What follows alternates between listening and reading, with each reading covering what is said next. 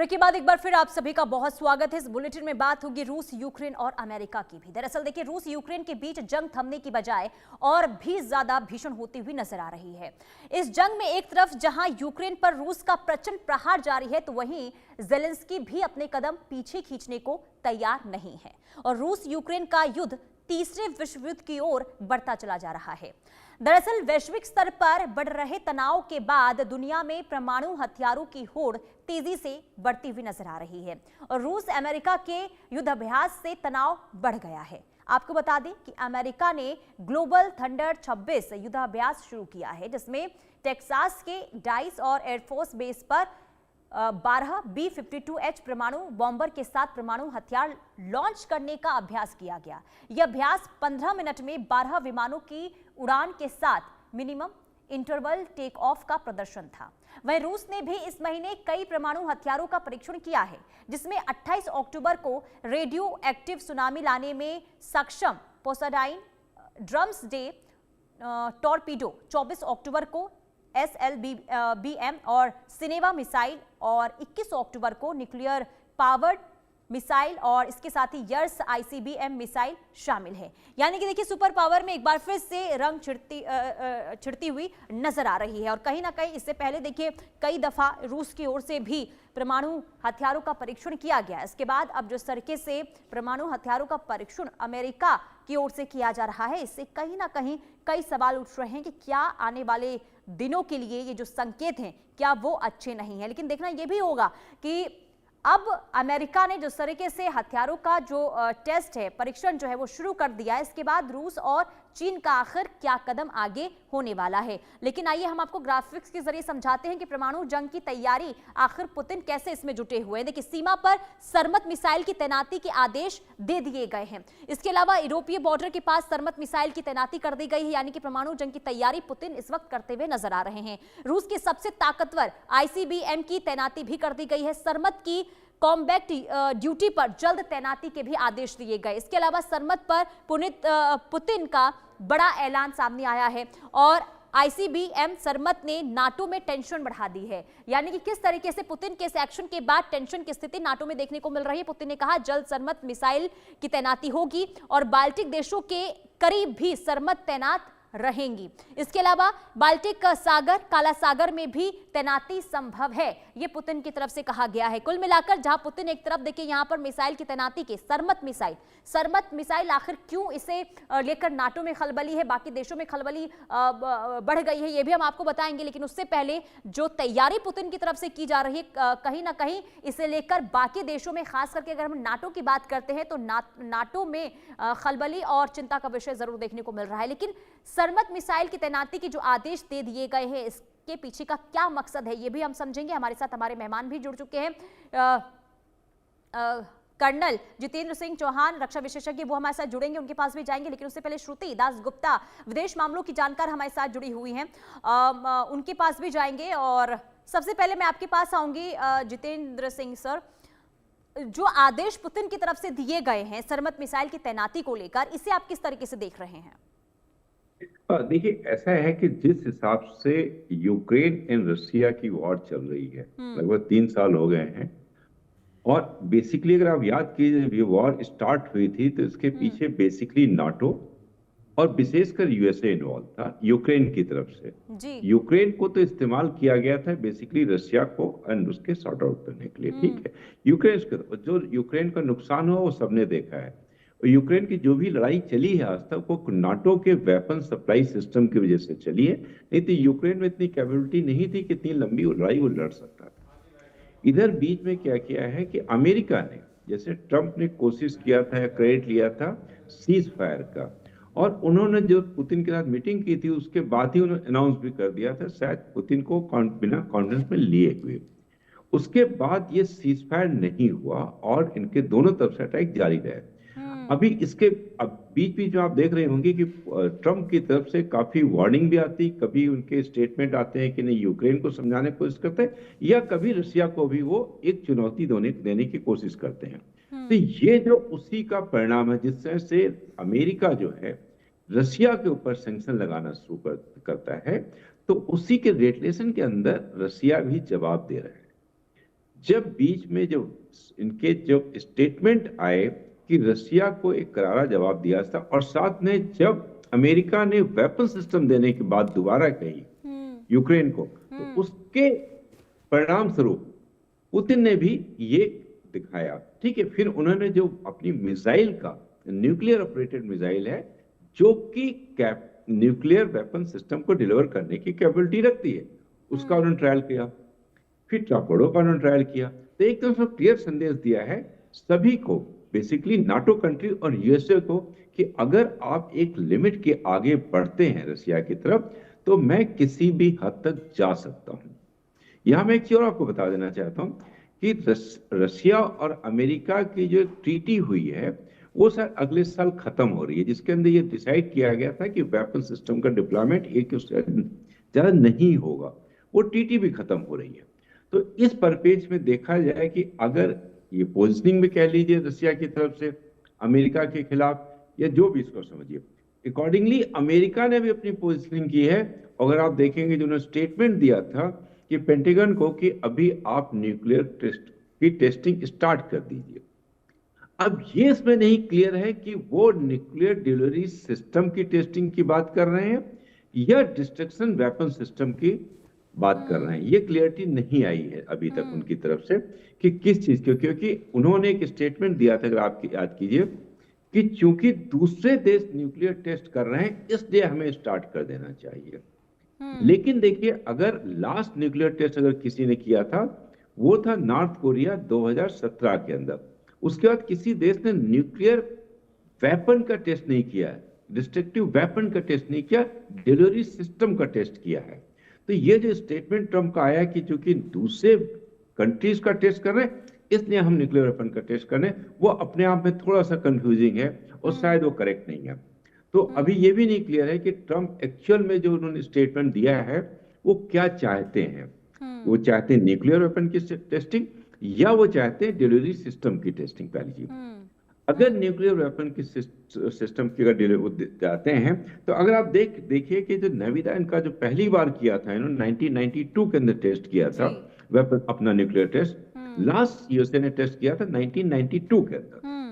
अगर उस साइट को एक्टिवेट करते हैं तो साइट एक दिन में एक्टिवेट नहीं हो जाती कि आप कल को एक्टिवेट कीजिए, कल उसके ऊपर टेस्ट करना शुरू कर देंगे। तो कम से कम उसको एक्टिवेट करने में 36 और महीने लग जाएंगे। तो इस चीज में क्लियरिटी नहीं आ रही है, जो भी ट्रम्प ने स्टेटमेंट दिया कि वो चाहते क्या है। लेकिन ये जरूर है कि जिस हिसाब से स्टेटमेंट्स आ रहे हैं ये अपने आप में एक खतरनाक संकेत हो सकता है। क्योंकि इस टाइम देखिए, नॉर्थ कोरिया भी एक एक्सक्यूज ढूंढ रहा है, चाइना भी एक एक्सक्यूज ढूंढ रहा है ताइवान पे कब्जा करने के लिए, और रसिया के पास एक्सक्यूज है ही है। तो ऐसे में अगर कोई भी ट्रिगर करता है किसी भी देश की तरफ से, थोड़ा सा भी अगर ट्रिगर होता है किसी न्यूक्लियर वेपन का, तो शायद ये पूरे विश्व के लिए एक खतरनाक संदेश जाएगा और खतरा हो सकता है। क्योंकि फिर ऐसा नहीं होगा कि एक ही दो देश होंगे, उसका दूसरे देश भी इसके अंदर कूदेंगे और तब ये लीड करेगा जाके आपको शायद वर्ल्ड वॉर की तरफ। तो इस चीज को देखना पड़ेगा। लेकिन क्या ट्रम्प इतना बड़ा रिस्क लेंगे, ये देखने वाली बात होगी। क्योंकि ट्रम्प अगर इतना बड़ा रिस्क लेते हैं, कि ये तो क्लियरली कर दिया पुतिन ने कि अगर कोई भी आप एक्शन लेते तो मैं फ्री हूं, उन्होंने चेतावनी भी दे दी है। ट्रम्प ने जो स्टेटमेंट दिया है उसके क्या मायने हैं वो भी सर मैं आपसे आगे समझूंगी। और श्रुति दास गुप्ता, विदेश मामलों की जानकार भी हमारे साथ जुड़ी हुई है, मैं आपके पास भी आऊंगी। लेकिन उससे पहले बड़ी खबर का रुख कर लेते हैं। बड़ी खबर सामने आ रही है, ट्रम्प ने नाटो की टेंशन बढ़ा दी है। नाटो को अमेरिका से बड़ा झटका लगा है। पूर्वी हिस्से से सेना अमेरिका हटाएगा, सेना की संख्या को कम करेगा। अमेरिका रोमानिया नाटो की कई यूनिट्स में से सैनिकों को अमेरिका हटाएगा। तो ये बड़ी खबर सामने आ रही है, नाटो की कई यूनिट से सैनिकों को हटाने का फैसला अमेरिका की तरफ से लिया गया, जिसके बाद नाटो की टेंशन बढ़ती हुई नजर आ रही है। हमारे साथ श्रुति दास गुप्ता बनी हुई। श्रुति, अमेरिका के इस कदम को किस तरीके से देख रही हैं आप? जी, मुझे तो ऐसा लग रहा है कि क्योंकि वो वापस वहां से ले रहे हैं, वो उन देशों पे जोर डाल रहे हैं कि वो अपने डिफेंसेस को ज्यादा अपनी आप तरीके से फुलफिल करें। अगर उनको रशिया से कोई खतरा महसूस होता है तो वो अपनी डिफेंस बजट स्पेंडिंग, अपने इक्विपमेंट, अपने सोल्जर्स डालें, और नाटो की ये जो उनकी फौज है इसको डायरेक्टली यूज ना करें। हो सकता है ये एक रिपोजिशनिंग का भी इशारा कर रही हो कि ये लोग यहाँ से निकाल के कहीं और लगाने की कोशिश कर रहे हो।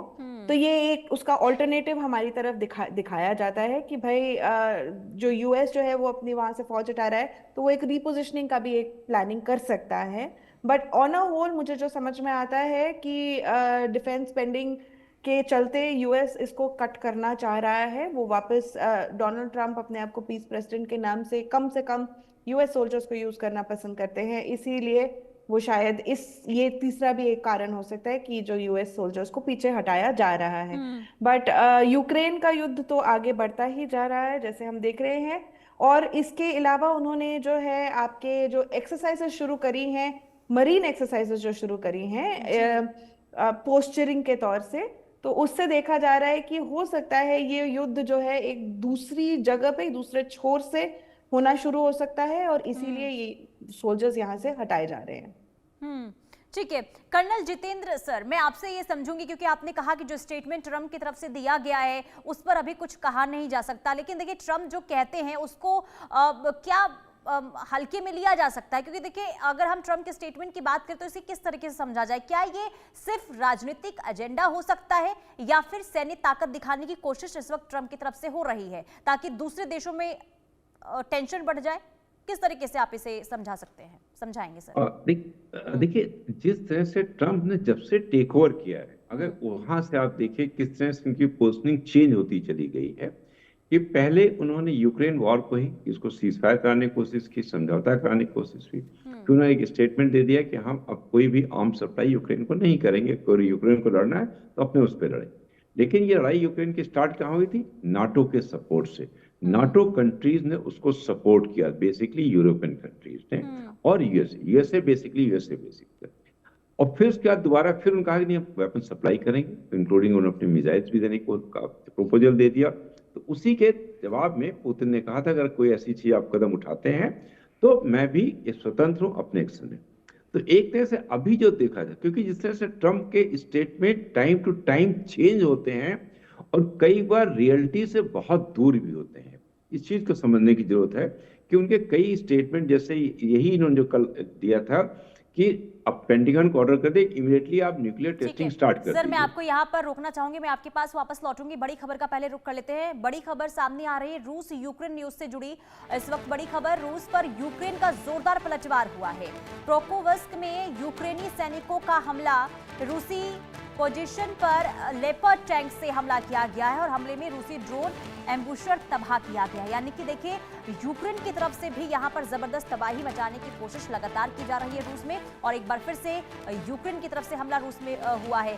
कर्नल जितेंद्र सर, आप पहले तो अपनी बात कंप्लीट कीजिए और साथ ही साथ जो ये बार बार हमले हो रहे हैं यूक्रेन की तरफ से, रूस की तरफ से, इसको भी जरा बताइए कि आगे इस जंग को आप किस तरीके से आगे बढ़ता हुआ देख रहे हैं? देखिए पहली चीज जो मैं कह रहा था कि ट्रम्प की जो पोजिशनिंग है, वजह ट्रम्प के ये स्टेटमेंट चेंज होते हैं तो उसको लेके थोड़ा सा भी कंफ्यूजन जरूर रहता है लोगों के मन में कि एक्चुअली ट्रम्प चाहते क्या है। कि कल भी जिस तरह से उन्होंने दिया था न्यूक्लियर टेस्टिंग को लेके, लेकिन न्यूक्लियर टेस्टिंग इतना वो नहीं कि आज आप कहिए अब अचानक न्यूक्लियर टेस्टिंग स्टार्ट हो जाएगी, क्योंकि अभी क्लैरिटी क्या होती है न्यूक्लियर के दो चीजें, एक वेपन सिस्टम होता है जिससे डिलीवरी सिस्टम होता है, और दूसरा डिस्ट्रक्शन वेपन खुद होता है।